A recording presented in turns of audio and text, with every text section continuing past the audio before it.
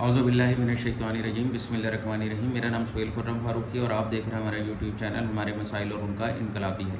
میرا آج کا موضوع ہے OIC میں عمران خان کا بڑا کارنامہ۔ جی ہاں، اس سے پہلے میں نے پروگرام کیا تھا OIC کیا ہے، OIC اور مسلمانوں کو ویٹو پاور کا حق۔ آج کے پروگرام کا جو موضوع ہے OIC میں مسلمانوں کے لیے عمران خان کا بڑا کارنامہ۔ جی، اللہ نے مسلمانوں کی سن لی۔ جو OIC اور UNO کی تاریخ میں کوئی کام نہ کر سکا، وہ اللہ پاک نے کام عمران خان سے لے لیا۔ ہم عرصہ دراز سے مختلف حکومتوں کو لکھتے رہے، کالم لکھتے رہے، آواز اٹھاتے رہے کہ OIC کو ویٹو پاور کا حق ملنا چاہیے۔ OIC جو 58 مسلم ممالک کی نمائندہ تنظیم ہے، جسے UNO بھی تسلیم کرتا ہے، اسے ویٹو پاور کا حق ملنا چاہیے تھا۔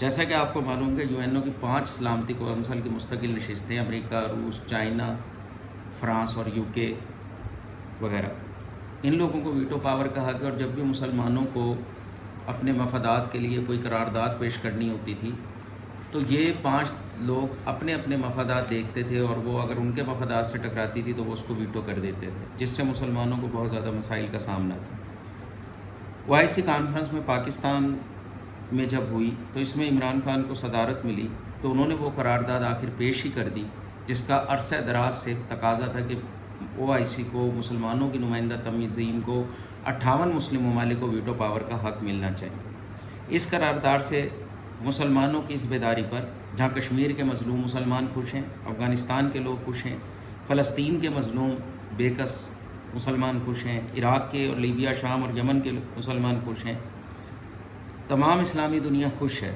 وہاں اسلام دشمن طاقتیں، ان کے اعلی کار عمران خان کے اس دبنگ اور بہترین اور جرأت مندانہ اقدام سے بہت ناخوش ہیں، بہت اداس ہیں۔ عالم اسلام زندہ باد، پاکستان پائندہ باد۔ آپ کا خیر اندیش سہیل خرم فاروقی۔